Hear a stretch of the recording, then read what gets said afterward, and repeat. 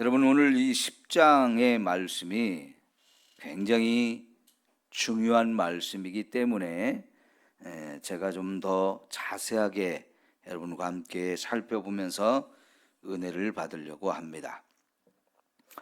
하나님 앞에 처음으로 제사를 집전함으로 인해서 하나님이 그들이 이 아론이 드리는 이 제사의 영광을 받으셨습니다.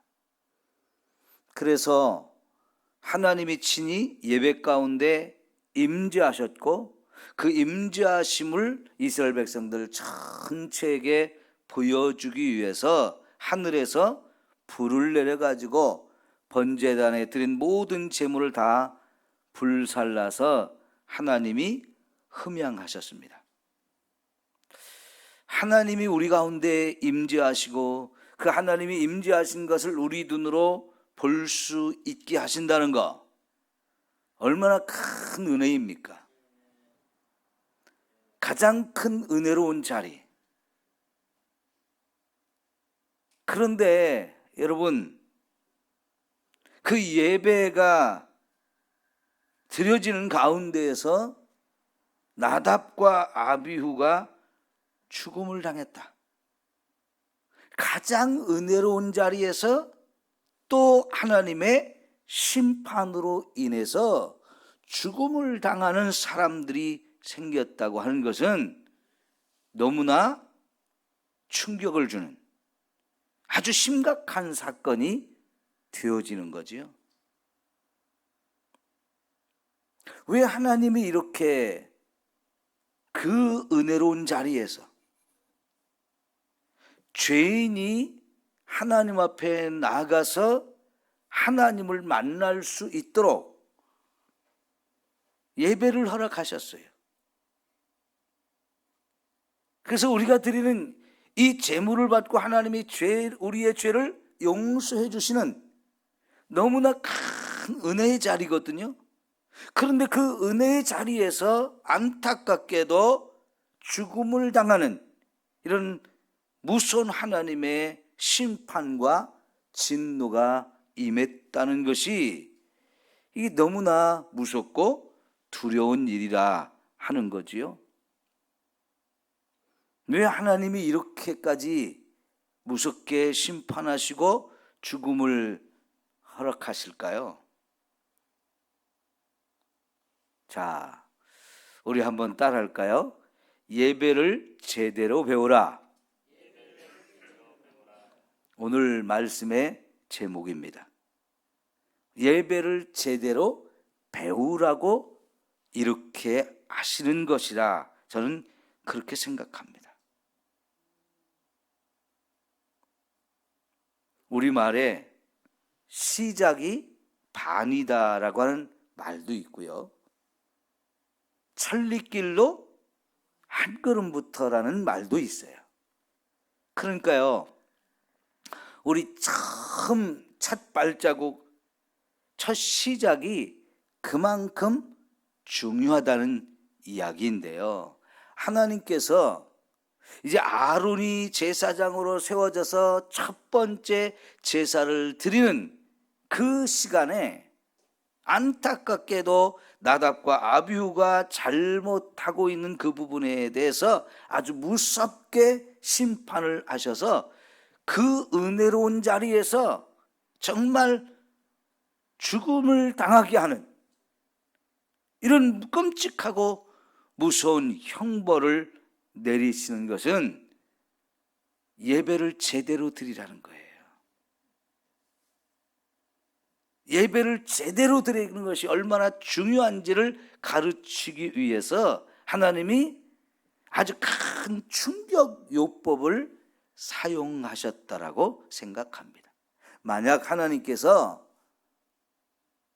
이 나답과 아비후의 이 죄를 그냥 가볍게 취급을 하시고 그냥 내가 용서해 주지 하면서 넘어가 버리셨다면 이후에 이스라엘 백성들이 이제 계속해서 예배를 드려야 되는데 그들이 예배를 드릴 때마다 그냥 엉터리로 드리는 일들이 얼마나 많아지겠어요.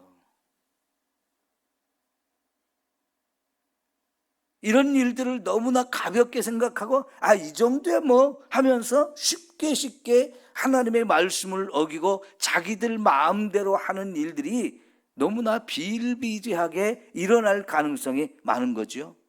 그러니까 하나님께서는요, 지금 이 하나님의 말씀은 예배를 어떻게 드려야 되는지 그걸 가르치고 지금까지 가르쳤는데, 이제 그 가르침에 따라서 제대로 이제 하나님 앞에 예배를 드리는 그 순간인데요, 이게 제대로 안 되니까 아주 처음부터 아주 강하게 하나님이 심판을 하셔서 죽인 거예요.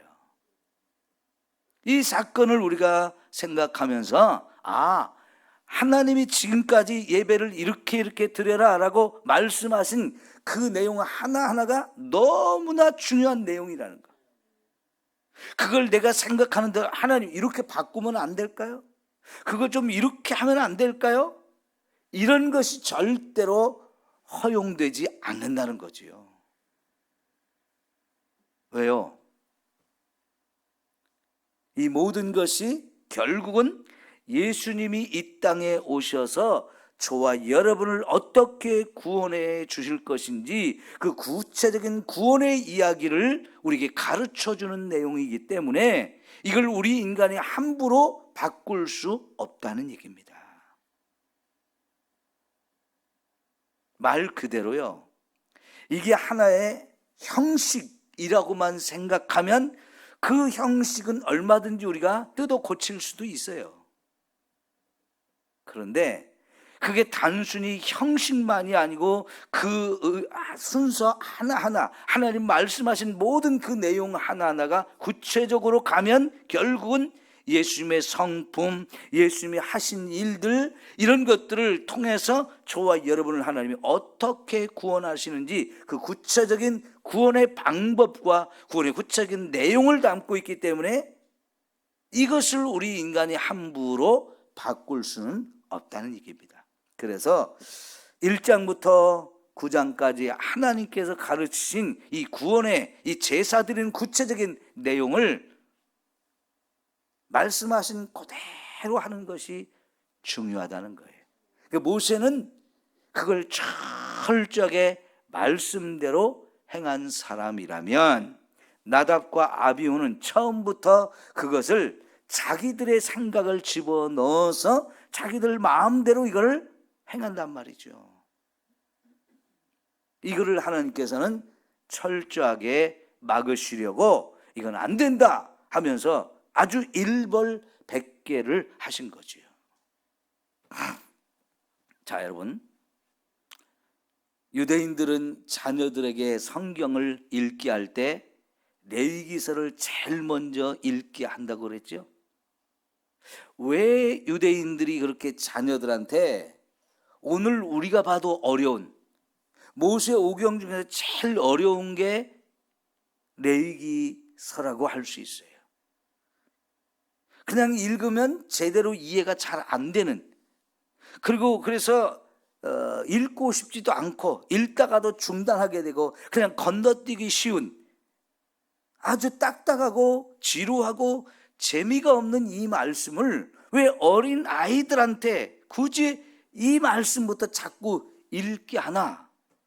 제가 가만히 묵상해 보니까요, 이게 유대인들이 경험 속에서 레위기를 아는 게 핵심이라는 것을 깨달은 거예요. 그래서 아이들한테도 철저하게 레위기를 가르치면서 결국은 하나님 앞에 어떻게 제사 드리는지를 가르치는 내용이잖아요. 어떻게 제사를 드리는지를 매일매일 읽게 하고 그것이 아침 저녁으로 매일매일 예배 자리에 참여해서 그 아이들도 어려서부터 예배를 드리는 게 하는 거죠.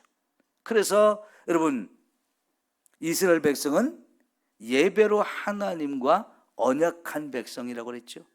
창세기 15장에 하나님께서 아브라함을 불러서 언약을 맺으면서 그 언약을 체결하기 위해서 제사를 드리라고 그랬어요. 그 제사를 드리면서 하나님이 언약을 이스라엘 백성들과 맺었는데 그 이스라엘 백성은 그래서 하나님께 예배하는 공동체가 되는 거예요. 이 예배하는 것이 이스라엘 백성들의 자기 정체성이에요. 나는 누구냐? 나는 이 하나님께 예배하는 자다. 이거를 아주 철저하게 심어주고 가르치기 위해서 이 유대인들이 레위기서를 그만큼 중요하게 여기고 어려서부터 이것을 배워가지고 제대로 예배하는 자가 되게 하려고 했던 거죠. 그러나 여러분, 아이들이 이 레위기서를 계속 읽으면서 예배를 참석하고 예배를 함께 어른들과 드리다 보면 의문이 자꾸 생길 거 아니겠어요? 도대체 우리가 예배를 드리는 그 하나님은 누굴까? 그리고 왜 우리는 하나님께 예배를 드려야 되지? 내가 왜 예배를 드려야 되는 거야? 하나님과 나의 관계가 도대체 뭐길래 이렇게 우리는 자꾸 하나님께 예배를 드려야 되지? 이런 내용들을 구체적으로 자꾸 생각하면서 그거를 의문을 갖게 될 거 아니겠습니까? 그럴 때 여러분, 창세기를 읽으면 하나님은 어떤 분이에요? 1장 1절부터 온 세상을 창조하신 분. 근데 우리는 또 누구예요? 그 하나님에 의해서 창조된 피조물이에요. 이거 하나만으로도 우리는 하나님을 예배할 이유가 충분합니다. 마땅히 하나님께 예배해야 되는 존재예요. 그런데 이제 좀 더 가보면 인간이 하나님 앞에 죄를 범해가지고 그 죄 때문에 우리는 죽을 수밖에 없고 죽어서도 또 지옥에 영원히 멸망당할 수밖에 없는 인생이에요. 그런데 하나님께서 그런 죄인을 구원해가지고 하나님의 자녀로 만들어 주셨거든요. 근데 여기까지 생각하면요, 우리가 하나님을 예배할 이유가 너무나 많아요. 100번이고 1000번이고 하나님께 예배해도 부족한 게 우리 인생이에요. 그렇게 하나님을 알고 내 존재가 무엇인지를 알면서 하나님이 내게 베푸는 그 사랑과 은혜를 하나씩 하나씩 깨달아 가보면 결국은 우리 인생이 하나님을 예배하는 것은 지극히 당연한 것이고요, 이 예배를 통해서 하나님께 영광 돌리고 하나님께 감사한다는 거, 이거는 우리 인간이 해야 될 최고의 하나님께 드리는 선물이거든요. 이런 것들을 실제로 눈으로 그냥 귀로만 듣던 것을 실제로 예배를 드리면서 궁금증이 생기고, 그래서 하나씩 하나씩 구체적으로 말씀을 깨달아 가면서 이 예배가 이렇게 귀하고 이렇게 아름다운 것이구나 하는 것들을 어려서부터 아주 뼛속 깊게 새겨주는 거지요. 그래서 여러분, 우리 목사님과 장로님 잘 들으셔야 돼요. 우리 아이들을 어려서부터 말씀으로 잘 이렇게 양육해서 예배를 제대로 드리는 사람으로 예배의 중요성을 가르치면서 이 아이들이 믿음으로 자라는 것은 너무너무 중요한 일이에요. 여러분, 금년에 손흥민이라는 선수가 영국의 그 축구 리그, 세계적인 선수들이 모여서 경기를 하는 거기에서 한 해 동안 골을 제일 많이 넣어가지고 상을 받았죠. 황금빛이 번쩍번쩍 나는 그 신발, 그거를 상을 받았죠. 이제 세계적인 선수로 인정받게 된 건데요. 여러분, 근데 그 손흥민 선수가 그렇게 될 수 있도록 아버지가 철저하게 훈련을 하지 않았습니까? 그래서요, 이런 세계적인 선수를 길러낸 그 비결을 아버지가 책을 써서 이제 발표를 했는데요. 그 책 제목이 뭐냐면, 기본이, 모든 것은 기본으로부터 시작된다는 거예요. 기본이 가장 중요하다는 거예요. 그래서요, 손흥민은 어려서 아버지한테 축구를 배우면서 초등학교 시절에는요, 슛 쏘는 거를 허락하지 않았다는 거예요. 여러분 생각해 보세요. 축구 하는데 선수를 이제 훈련을 받고 계속 선수 생활을 하는데 슛을 못 쏘게 했다는 거예요. 아니, 축구 선수는 슛 쏘는 걸 제일 좋아하잖아요. 그래서 골을 넣는 걸 제일 중요하게 여기는데 그 슛을 쏘기 전에 그보다 더 중요한 것은 공을 차는 훈련을 중요하다고 생각하면서 오른발로 하루에 500번을 차고 왼발로 하루에 500번을 차면서 하루에 1000번씩 공을 차는 훈련을 했다는 거예요. 왜 그러냐? 그게 가장 기본적인 것이고요. 그런 기본적인 훈련을 아주 철저하게 시켜서 그렇게 세계적인 선수로 만들었다는 얘기를 합니다. 기본이 너무너무 중요하다는 거예요. 그러니까 여러분, 우리가 신앙생활 하면서 가장 기본이 뭐겠어요? 신앙생활의 기본, 예배 드리는 거 아닙니까? 우리가 아무리 말씀을 많이 한다, 무슨 하나님의 일을 막 대단히 많이 한다, 다 중요하지만요, 그 모든 것의 가장 기본은 하나님께 예배하는 거예요.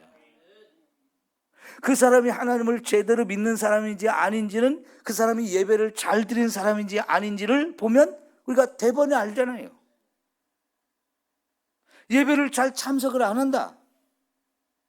근데 어떤 사람은 여러분처럼 새벽부터 시작해서 모든 교회 예배를 다 참석하는 사람, 누가 봐도요, 모든 예배를 다 참석하는 사람이 진짜 믿음이 좋은 사람이에요. 신앙생활을 제대로 하는 사람이라고 누가 봐도 다 그렇게 생각하잖아요. 아무리 목사이고 장로고 권사라 해도요, 예배를 잘 안 드리면 누가 봐도 그 사람은 엉터리다는 생각을 하게 됩니다. 저런 사람이 어떻게 목사지? 저런 사람이 무슨 장로고 권사야? 우리 이런 생각을 다 하게 됩니다. 그 얘기는 예배가 그만큼 중요하고 예배가 우리 모든 신앙생활의 기본이고 기초라는 거예요. 이 기본이 제대로 되어 있어야 여러분, 그게 신앙생활을 제대로 하는 거예요. 그게 지금 이스라엘 백성들도 예배를 참 지금 드리잖아요. 하나님이 가르쳐준 그대로 이제 예배를 드리는데 그 처음 시작을 했어요. 근데 그 처음 시작부터 뭔가 잘못하는 제사장이 생겼단 말이죠. 그 사람이 비록 제사장이라 할지라도 하나님은 그 자리에서 바로 죽여버리셨어요. 이거 왜 그렇습니까? 이스라엘 모든 백성들에게 이걸 보면서 예배를 제대로 말씀대로 하나님이 가르치신 대로 우리가 드리는 게 이렇게 중요하구나 하는 것을 깨달으라는 거예요. 여러분, 예배는 하나님이 말씀하신 대로 하는 거예요. 내 생각대로 하는 것이 절대로 아닙니다. 이 기본, 이런 기본을 우리가 좀 철저하게 잘 지켜갈 수 있기를 축원합니다. 우리가 집을 지을 때 기초가 중요하다고 얘기하잖아요. 아니, 예수님도 그걸 말씀하셨잖아요. 반석 위에 집을 지은 사람과 모래 위에 집을 지은 사람. 반석은 뭐고 모래는 뭡니까? 하나님의 말씀을 잘 지키는 사람은 반석 위에 집을 지은 사람과 같고, 말씀을 들으면서도 말씀대로 살지 않는 사람은 모래 위에 집을 짓는 것과 똑같다는 거죠. 아무리 신앙생활을 오래 하고 남들 보기에 잘하는 것 같아도요, 그 사람의 말씀대로 사는 것이 아니면 기초가 잘못되어 있다는 거죠. 기본이 잘못된 거라는 거죠. 저와 여러분의 신앙생활, 반석 위에 세워지려면 말씀에 순종하는 삶이 되어야 할 줄 믿습니다. 이게 기본이고, 이 기본이 제대로 되어야 그 신앙이 하나님 앞에서 인정받을 수 있는 그런 신앙이 되어진다는 거예요. 지금 나답과 아비후를 죽인 이유는 그들의 예배가 인정받을 수 없다는 얘기예요. 하나님 받을 수 없다는 거예요. 그건 잘못된 거라는 거예요. 이 잘못된 것을 하나님이 허락하지 않는다는 것을 확실하게 보여주기 위해서 그 처음에 이 잘못된 것을 아예 싹을 잘라버린 거죠. 그죠? 아예 처음부터 싹을 잘라버린 거예요. 그런 독버섯이 뿌리를 내리지 못하도록, 그것이 싹을 틔우지 못하도록 아예 없애버리려는 거예요. 이런 하나님의 마음, 하나님의 의도를 저와 여러분이 깨닫고 정말 하나님 보시기에 하나님 받으실 만한 그런 예배를 드리는 저와 여러분 될 수 있기를 축원합니다. 너무너무 중요한 거예요.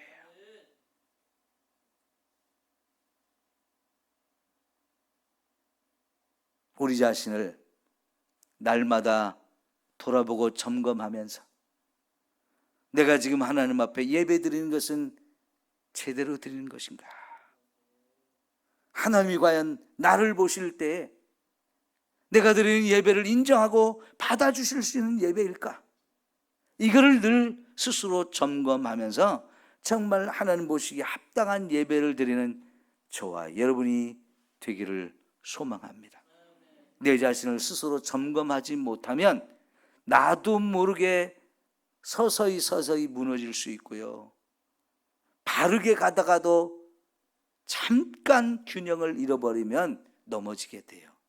여러분, 눈을 감고 걸어보셨습니까? 희한하게요, 눈을 감고 걸어보면 삐뚤어져요. 그런 걸 테스트하거든요. 집에서나 어디서나 딱 서가지고 눈을 감고 제자리 걸음을 한 50번 셀 때까지 한번 해보십시오. 그리고 눈을 떠보면 내가 본래 서 있던 자리에서 굉장히 벗어나 있습니다. 나는 똑바로 걷는다고 했는데 어떤 사람은 오른쪽으로 이렇게 치우쳐 돌아서 있고요, 어떤 사람은 왼쪽으로 이렇게 돌아서 있어요.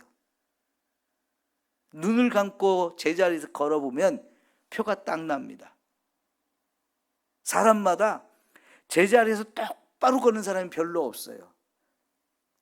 대부분이 이미 우리의 몸이 틀어져 있어요. 오른쪽으로 치우치든지 왼쪽으로 치우치든지 그러거든요. 그런데 눈을 뜨고 내가 저기 뒤에까지 걸어가야 되겠다고 생각하면요, 보고 걷기 때문에 제대로 가요. 그런데 진짜로 눈을 감고 저기까지 가야 되지 하고 걸어보면요, 대부분이 오른쪽으로 왼쪽으로 치우치게 됩니다. 점검을 안 하면 저와 여러분이 가는 길이 빗나가게 되어진단 말이죠. 목표를 향해서 가지 못하고 어느 쪽으로인가 빗나가게 되어져요. 그래서 우리는 날마다 사도 바울이 말한 것처럼 나는 날마다 죽는다. 내 스스로가 나를 죽인다는 거예요. 내가 잘못된 길로 가지 않기 위해서. 그래야 내가 남에게 복음을 전해서 다른 사람은 구해놓고 나는 버림을 받지 않는 그런 자리에 설 수 있기 때문에, 여러분, 다른 사람 구원시켜주는 것도 중요하지만 결국은 내가 구원받는 것 중요하잖아요. 그러기 위해서는 지금 내가 하는 것이 제대로 하고 있는가, 엉터리로 하고 있는가를 자꾸 점검해야 된다는 얘기죠. 그래서 언제나 우리 자신이 조금 빗나갔어도 다시 돌아오고, 빗나갔어도 다시 제자리로 돌아올 수 있는 저와 여러분이 되어지기를 축원합니다. 기도합니다.